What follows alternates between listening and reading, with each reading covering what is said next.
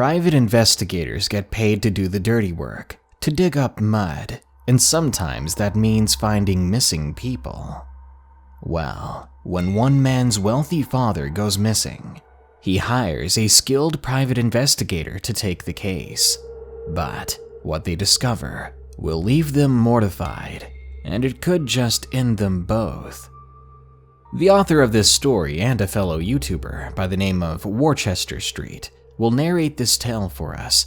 In fact, the entire video was created by him for this channel, so show him some support. If you enjoy the narration and story, be sure to click the link in the description to subscribe and see more of his stories and videos. Now then, let's see what secrets we can dig up. Hello everyone, welcome to Worcester Street. I hope you enjoy your stay. I'm happy to have the opportunity to work with Darkness Prevails. I personally write, produce, and edit every story on my channel, and I'm excited to share this one with you. That being said, let's get started. I've been working as a private investigator for 6 years now. You probably have some ideas about that, but it's far less glamorous than you might think.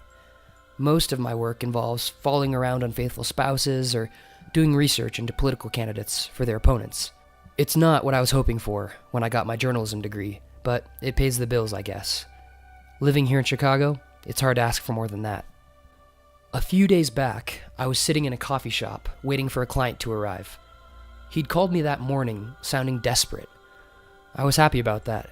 Desperate clients are usually prepared to pay more. My client arrived a few minutes later, looking around nervously. He was in his late 20s and dressed fairly casually, but his watch and his shoes told me that he came from money. "Thanks for meeting with me," he said. "I'm Colin Westwood, and I need your help." I motioned for him to sit down and asked him what I could do for him. "My father," he said. "He's been missing for 5 days now, but the police told me that they don't even have an investigator on his case. It's not like him to disappear like this, and I'm worried about him." I sat back in my chair. I'd never done a missing persons case before. "This thing falls a little out of my expertise," I said.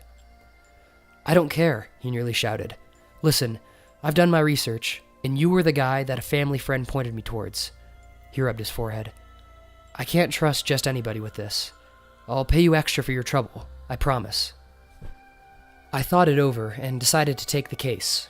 It'd be good experience, and earning favors with the upper crust of the city might come in handy sometime. I headed home to my office and did some research. Colin sent me his father's files, and I spent the better part of the afternoon and evening looking through them. Colin's father was a self-made millionaire who owned several factories in the industrial district here in Chicago. I also saw that he had made an offer on a building in an older area of the city. I decided to go for a drive and clear my head, put on some synthwave, drive under the streetlights. It always helps me think through my problems. I found myself driving towards the factory that Colin's father had made an offer on. I'm not an idiot, so I was keeping an eye out all around me for anyone who might want to jump me. The factory was old, one of the older ones I'd ever seen. I took a picture of it, which you can see here. That's when I saw a blur of motion in the door mirror on the right side of my car. My back right window was smashed in, and the inside of my car was littered with the explosion of safety glass. I looked back to see who was attacking my car, but saw nothing. I hit the gas and sped away, still looking backwards. The street was well lit, and there was nowhere to hide, but I saw no one in the street. When I looked forward again, my eye was drawn to my rearview mirror. It revealed a man standing motionless in the street, staring at me. He was badly burned. I sped back to my apartment, shaken. I did some more research that night and saw that the factory had been a host to dozens of accidents and disasters over the years.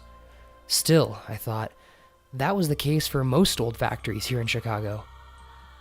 I told myself it must have just been a crazy homeless guy, nothing more. Why I only saw him in my mirrors, I didn't know. The next morning, I called Colin and told him that I was going to go to the factory. "I'm coming with you," he said. I was secretly glad. The idea of exploring the place alone, even during the day, didn't appeal to me. I met Colin in front of the factory that morning, and we made our way in. It was decrepit, It looked like it hadn't been used for at least a decade. "Look at the walls here," Colin said. "There's soot everywhere." It was true. Black soot stained the brick of the walls. We walked into the back of the building, and I forced a door open. I jumped back and cursed under my breath. Colin peered forward and let out a slow breath. Well, you don't see that every day. It was a circular stairway that curved down for as far as I could see. I pulled out my phone and took a picture, which you can see here. Colin knelt down and picked up something off the ground. His hand clenched tight. "We have to go down there," he said. "Are you crazy? We'd die," I said. He held out his hand to me, revealing a small pen light. "This was on the ground there. It's my dad's light. He never leaves home without it. If this is here, he must be down there." I stared at the light, then Colin, and finally shrugged. "If you want to go down there, be my guest," I said. Colin flipped on the light and started his way down the stairs. They were far sturdier than I had thought, and didn't make so much as a creak as he made his way down them. I stayed up top for a long moment, but finally gave in, and used my phone's light as I made my way down after him. At the bottom of the stairs, there was a corridor that led out further. I flipped a switch on the wall, and flickers of light appeared every 30 feet or so down the corridor. As we walked down the hallway, a layer of water appeared. It was just a few inches deep, but it reeked of mold and mildew. Colin brought his sleeve to his face, trying in vain to breathe through it. "Okay, maybe we should come back with more." He trailed off, as his eyes caught onto something. I followed his gaze and saw what he'd been looking at. A foot and part of a leg were sticking out of a room down the corridor. We ran for it and turned the corner. It was Colin's father. He had been dead for several days at least. Colin was in disbelief. "No," he said, almost a whisper. That's when I heard the sound of splashing water echo from down the hallway. My mind flashed to the night before, and I stepped away from Colin.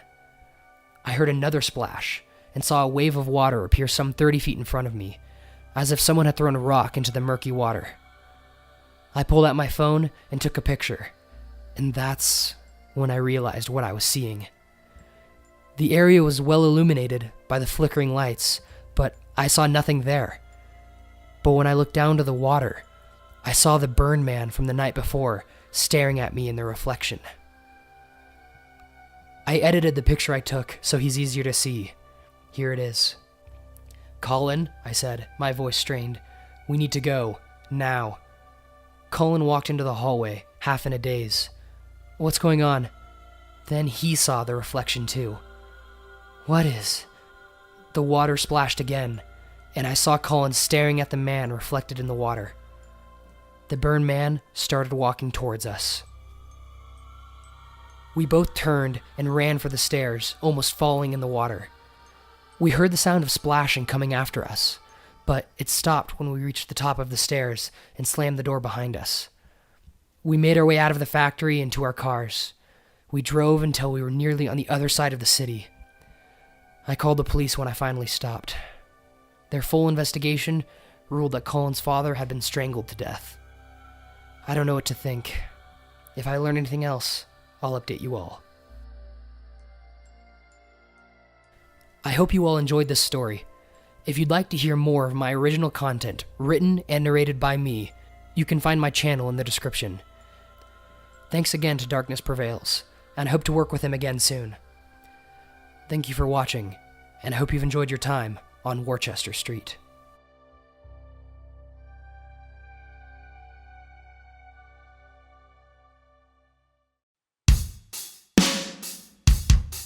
A huge thanks goes out to Worcester Street for creating this video for my channel. Please subscribe to his channel for more chilling tales and talented narration. I'll be back soon with more stories about haunted backroads and Firewatch horrors. Until next time, stay safe out there and stay creepy.